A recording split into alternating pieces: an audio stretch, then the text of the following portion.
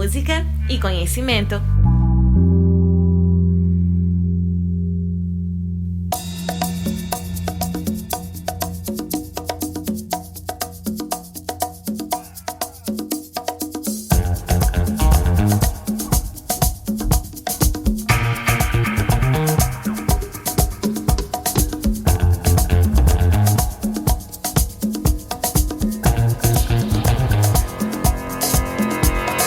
O método científico é utilizado na pesquisa e produção de medicamentos.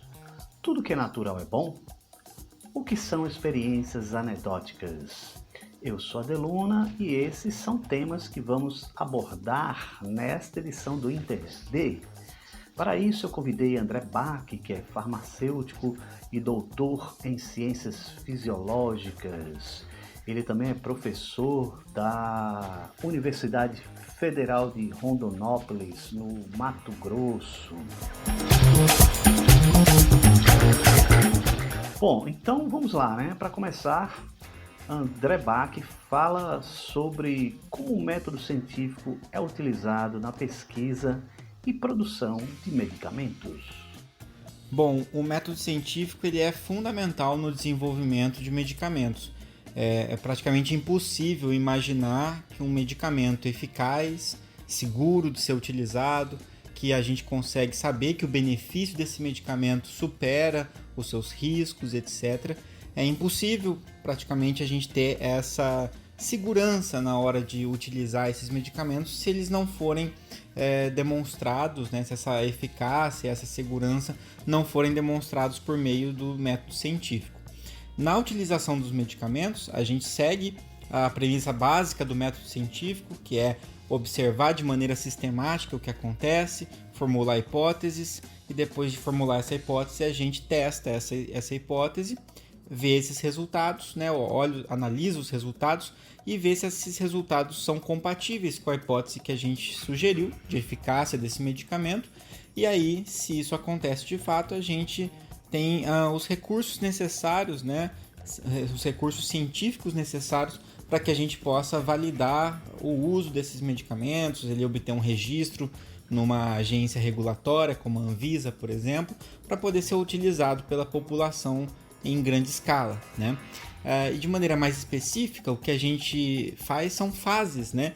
Científicas aí, começando desde o estudo pré-clínico, quando a gente observa os estudos em animais, a gente observa os estudos em células, para começar a ter uma ideia se aquilo de fato pode funcionar, para fazer uma triagem de quais medicamentos a gente pretende, que tem mais potencial, né, de trazer algum benefício.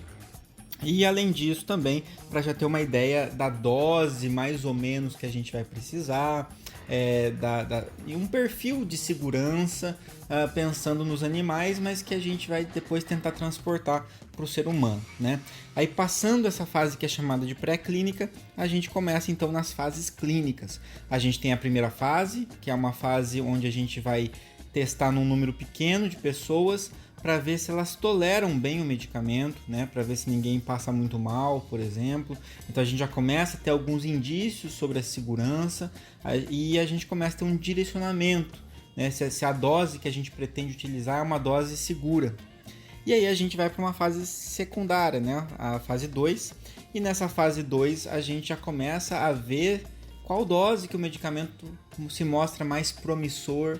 A gente começa então a ter alguns indícios de eficácia e continua acompanhando a segurança desses pacientes até que a gente tem então informações suficientes para seguir para a chamada fase 3. E na fase 3, o que a gente faz aí sim é um chamado ensaio clínico randomizado, em geral multicêntrico, que a gente diz, né? Que na verdade é um nome complexo aí, né? Um nome grande, para dizer o seguinte, que a gente vai pegar os pacientes que a gente, né, os voluntários, na verdade, desse estudo, a gente vai dividir em dois grupos. Um grupo vai receber o medicamento, o outro grupo vai receber um medicamento falso, que a gente chama de placebo. E a gente vai observar nos dois grupos se a gente tem uma diferença entre esses grupos. Se de fato quem recebeu o medicamento verdadeiro teve mais benefício do que quem recebeu o medicamento falso. Porque a gente sabe que tem vários fatores que confundem o nosso olhar de uma eficácia, né? As pessoas, às vezes, elas melhoram por outros motivos e acham que foi um medicamento que elas tomaram que melhorou. As doenças, elas têm um perfil próprio, né? Tem doenças que você tem uma melhora natural, uma gripe, por exemplo, você tem uma melhora natural da doença. Tem doenças que se manifestam em fases, né? Se você tem uma dor lombar crônica, tem dia que tá pior, tem dia que tá melhor. Então tem várias questões que vão acontecendo juntamente com o efeito placebo, né, e etc, que fazem com que pessoas se sintam melhores mesmo quando tomam uma coisa que não funciona. Então, eu acho que eu melhorei por causa de um chá, eu acho que eu melhorei por causa de tal coisa que eu tomei. Pode ter sido, mas pode ter sido uma série de outros fatores que confundiram esse olhar, né? Então, por isso, a gente compara um grupo que recebeu o medicamento com outro grupo que recebeu um medicamento de mentirinha, que é o grupo placebo. E aí, quando a gente nota de fato que existe uma superioridade do grupo que recebeu o medicamento em relação ao placebo, se essa diferença é uma diferença que ela é significativa, que ela possui uma relevância clínica, aí sim esse medicamento passa a ser registrado, utilizado na população e continua sendo acompanhado pela vigilância sanitária, os seus efeitos adversos, etc, né? Isso pode ser notificado para os sistemas de notificação, mas já é um medicamento que ele passou por todas essas etapas, né? Então, todas essas etapas elas estão em consonância com o método científico e, por conta disso, são as informações mais confiáveis que a gente pode ter a respeito de um determinado medicamento, de um determinado tratamento. Esse método que eu mostrei aqui para vocês é um método usado para medicamentos, mas também é um método usado para aferir a eficácia de qualquer intervenção. Pode ser uma cirurgia, pode ser uma intervenção fisioterápica, pode ser uma intervenção psicoterápica, etc. Esse é o método padrão ouro, digamos assim, para fazer análise de eficácia de substâncias, né? Então o método científico ele é fundamental, ele está intrinsecamente ligado ao método pelo qual a gente desenvolve medicamentos.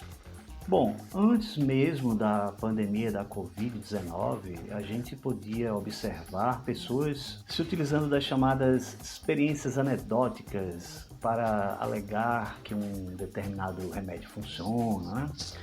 E o professor André Bach fala a respeito disso, né? O que são evidências anedóticas? O problema da evidência anedótica, né, que é um nome também técnico, né, para dizer basicamente uma experiência pessoal, aquele relato pessoal, né? Então, eu usei e funcionou, minha vizinha usou e ela ficou bem, eu observo que meus pacientes usam e melhoram com esses medicamentos, né? O problema desse tipo de análise, né, é que ela é uma análise muito rudimentar, é uma análise muito precária de eficácia de um medicamento. Nós estamos usando como recurso para fazer essa análise só o nosso olhar, só a nossa impressão. E a nossa impressão sobre algo é muito enviesada, porque a gente é confundido por vários fatores, como eu comentei, né, anteriormente na primeira pergunta. Então, o fato de você estar sentindo dor, tomar um medicamento, ou usar um chá, ou fazer qualquer coisa e a sua dor melhorar, não significa que foi por causa da intervenção que você fez. Você melhorou após usar aquela substância. Mas será que você melhorou por causa daquela substância?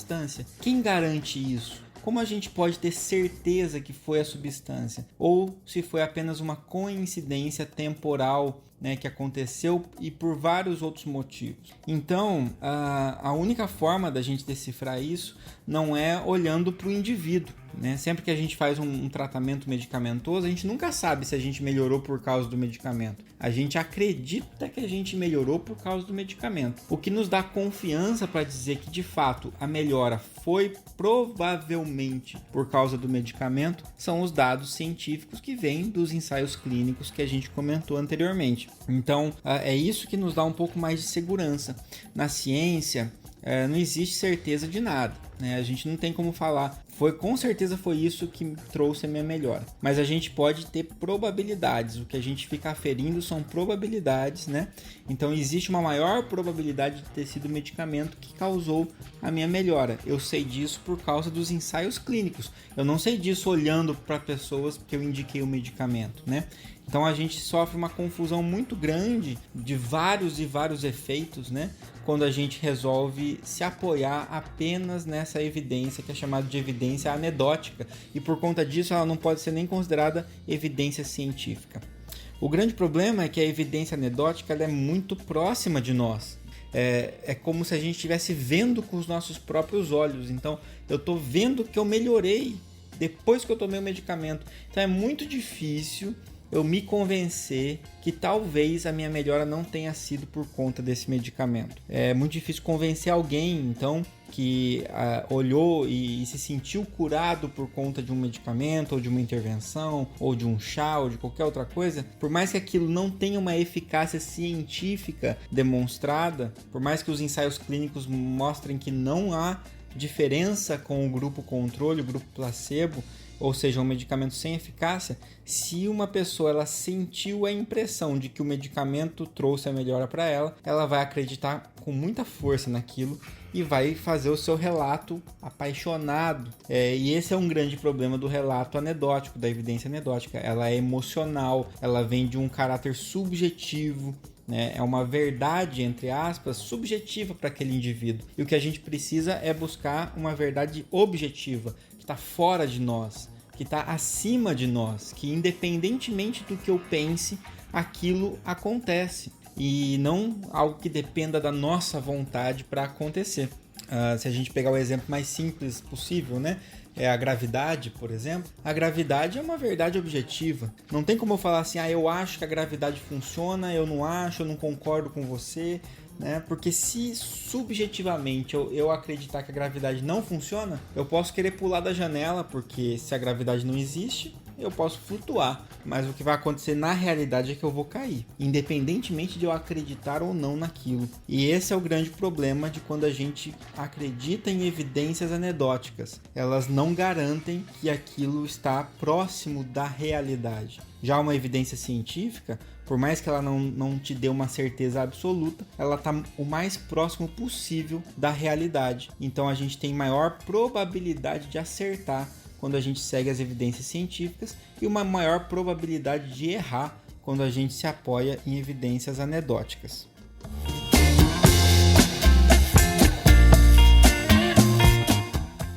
Produtos tidos como naturais não podem nos prejudicar? O professor André Bach explica pra gente.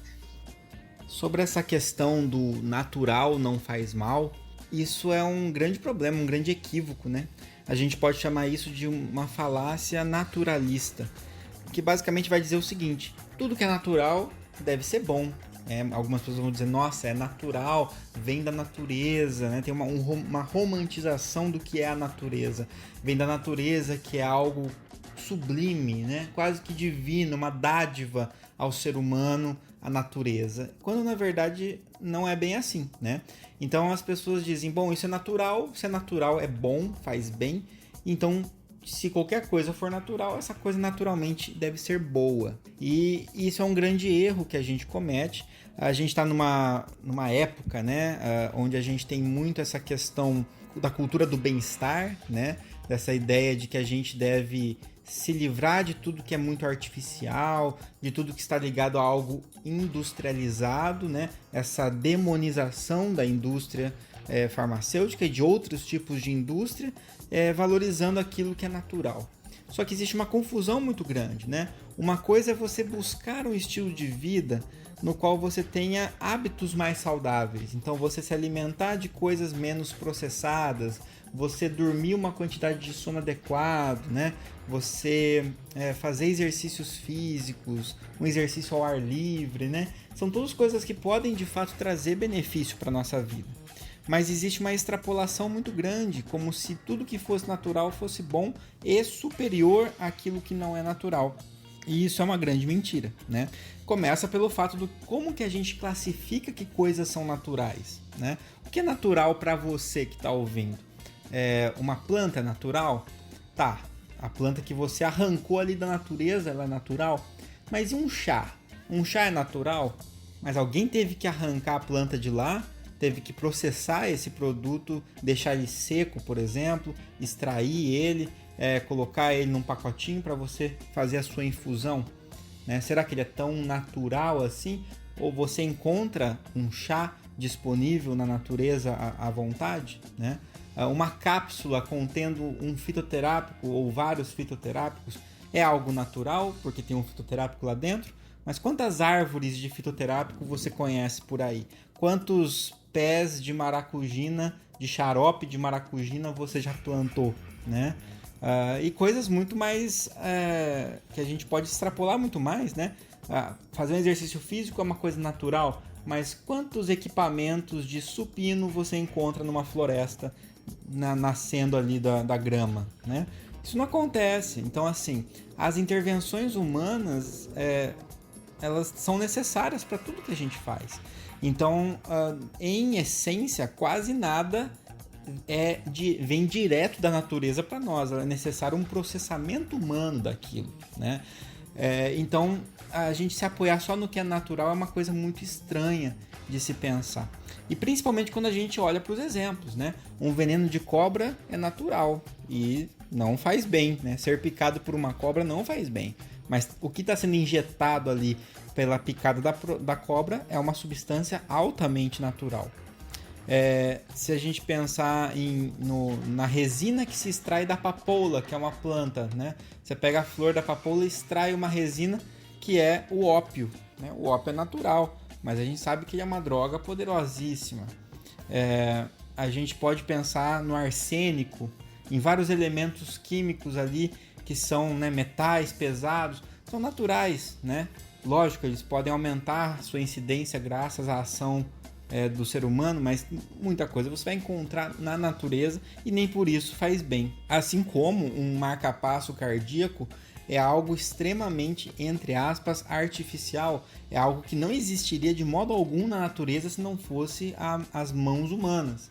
E o marca-passo cardíaco salva vidas, né? Uma vacina é algo que demanda um desenvolvimento humano. Você não encontra uma vacina nascendo numa planta, né? Mas você tem uma substância aí importantíssima para a proteção dos seres humanos e que nos previne de várias doenças. Então, muita coisa que não é tida como natural salva vidas e muitas coisas que são consideradas naturais podem matar, né? Então, a gente não pode associar o que é natural com maior segurança, a gente não pode associar o que é natural com maior benefício, né? Até porque muitos desses produtos naturais que prometem uma série de coisas não conseguiram demonstrar essa eficácia toda por meio do método científico que a gente estudou no comecinho dessa conversa, né? Então, basicamente, essa questão do natural não faz mal, a gente precisa mudar urgentemente antes que coisas mais graves comecem a acontecer. Já acontecem, né? Casos por aí que a gente vê de pessoas que chegam até aí a óbito, né? Por ficar consumindo substâncias consideradas naturais, mas que fazem mal para o fígado, que trazem alguma consequência. Até que ponto podemos confiar na indústria farmacêutica? Nosso convidado, professor em farmacologia e doutor em ciências fisiológicas, André Bach, comenta. Sobre a confiança na indústria farmacêutica, o que eu poderia dizer é que a gente não deve simplesmente confiar de olhos fechados na indústria farmacêutica. Assim como a gente não deve confiar de olhos fechados em nada, né? Nem nesse lobby que a gente viu que existe também um lobby do natural vindo aí para tentar ocupar o espaço quando a gente rejeita a indústria farmacêutica, né? É óbvio, né? Se a gente parar para observar, a gente sabe que a indústria farmacêutica ela visa o lucro e que ela faz, né, o marketing dela, ela faz um lobby até agressivo, né, para conseguir vender esses medicamentos, e isso é uma das coisas que contribui para um cenário que a gente vê de hipermedicalização, né, de pessoas consumindo muitos medicamentos, muitas vezes sem necessidade, né, e isso é de uma maneira irracional e traz muitos malefícios, né, esse excesso de medicalização. O problema tá quando a gente acha que a hipermedicalização é fruto da indústria farmacêutica simplesmente. Se a gente pensar isso, o que acontece? As pessoas tentam negar a indústria farmacêutica, demonizar a indústria farmacêutica, porque acham que fazendo isso elas diminuem a hipermedicalização. Mas é mentira, porque a cultura da hipermedicalização ela é muito mais intrincada na nossa sociedade do que simplesmente a indústria farmacêutica.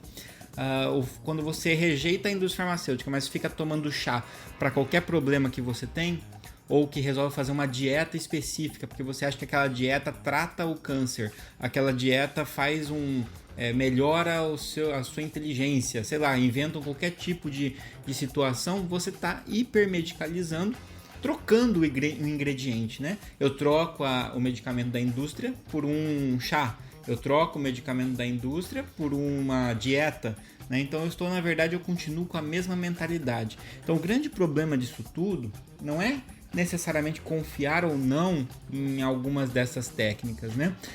O problema disso tudo é a gente ter um pensamento irracional a respeito dos tratamentos. Então o que a gente precisa é analisar os tratamentos com racionalidade.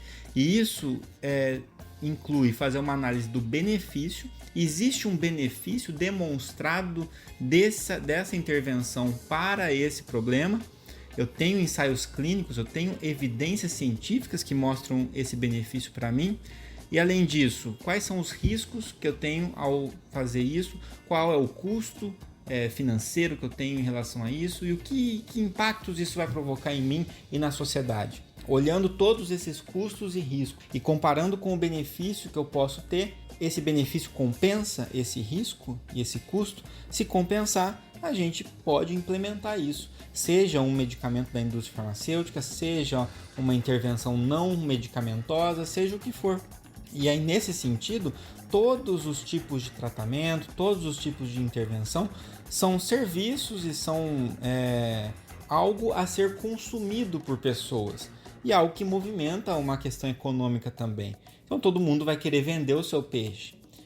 Então a gente não deve olhar com uma confiança cega para nada. A gente não pode ter essa confiança irrestrita em nada, nem na indústria farmacêutica e nem em nada, né?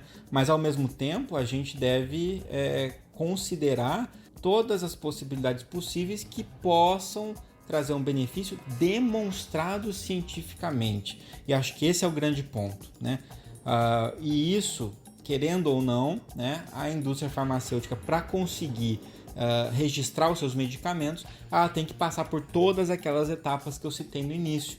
Isso traz sim uma maior credibilidade naquele tratamento que está sendo inserido na população, tá? Não garante que aquele tratamento vai ser maravilhoso, não garante que a forma como que as pessoas vão usar e prescrever vai ser uma maneira racional, mas já por definição já traz um pouco mais do caráter científico com ele, né? Nesse sentido, muitos dados acabam tendo um pouquinho mais de confiabilidade, né? Mais, por exemplo, do que uma pessoa que simplesmente fala que deve tomar um chá de qualquer coisa lá para tratar um problema, porque ela acha da cabeça dela que funciona, ou porque a avó dela falava que funciona, ou porque ela fez um curso de, sei lá, alguma coisa natural ali, que ela acha que resolve todos os problemas, né? Sem ter a demonstração de fato de eficácia. Então, confiança a gente não deve ter naturalmente em nada, a gente deve exercer o nosso ceticismo, né? Mas o nosso ceticismo funciona assim: eu vou duvidar daquilo que a pessoa está falando, eu vou duvidar daquilo que está sendo afirmado, mas não é uma dúvida burra, né? É uma dúvida que tem um fundamento, é uma dúvida saudável. Eu vou duvidar porque pode ser que não seja verdade. Mas no momento em que as evidências científicas adequadas são apresentadas para mim, e aí sim eu devo aceitar a evidência, né? Devo ceder a essa evidência, e aí eu vou estar tendo um bom equilíbrio entre duvidar sempre que eu posso, né? Mas ao mesmo tempo aceitar quando a evidência aparece. Quando uma pessoa resolve duvidar de tudo e não aceita sequer as evidências ou a realidade que se apresenta para ela, aí a gente já não está mais diante de uma pessoa cética, a gente está diante de uma pessoa negacionista. Então, quando uma pessoa nega os benefícios da vacina, mesmo com todas as evidências mostrando os benefícios, ela está se tornando uma negacionista. Ela não está mais pensando de maneira científica, ela está simplesmente querendo negar a vacina, e tudo que ela puder, ela vai usar como um escudo para negar. E isso é ser negacionista, né? Então nós temos que ser céticos e não negacionistas. E isso deve acontecer, inclusive, com a indústria farmacêutica. Muitíssimo obrigado ao professor André Bach. Essa entrevista também está disponível em texto lá no site www.interd.net.br e em várias plataformas digitais.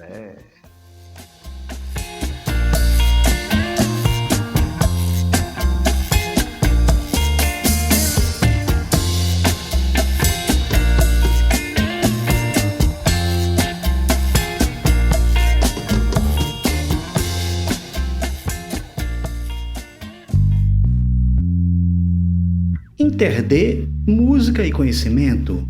Apresentação e roteiro, Adeluna. Trabalhos técnicos, Pedro Santos. Voz da vinheta, Thaís Queiroz. Música da trilha, Banda Monjolo. Apoio cultural, Estúdio Bacamarte.